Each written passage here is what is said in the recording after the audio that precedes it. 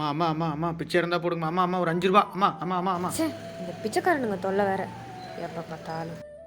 அம்மா அம்மா அம்மா பர்ஸு வந்துட்டு போதுமா? அம்மா அம்மா பர்ஸு வந்துட்டு போதுமா? அதெல்லாம் ஒன்றும் இல்லை, நீ சொல்லுடி. வந்துட்டு தான் இருக்கேன், இரு. அம்மா அம்மா அம்மா அம்மா உங்கள் பர்ஸ் இருக்குமா? அம்மா ஆ, வேற அம்மா என்ன அம்மா வேணும்? அம்மா அம்மா அம்மா உங்கள் பர்ஸ் சரி, இருக்குதும்மா. சரி, அம்மா ஓகே. அம்மா திரும்பி பாருங்கம்மா. பிச்சைக்காரன் நாயே, நீ ஏன் கை பிடிக்கிறியா? ஒரு நோட்டு 2 பெண்ணா கொடுத்துட்டாமா? 2 பென் கொடுத்துருங்க. ஆமாம், அந்த பெண்ணு தான். ஆ, சரி. எவ்வளோண்ணா ஆச்சு? 50 ரூபாமா? ஐயோ, பர்ஸு அண்ணா, ஒரு நிமிஷம்.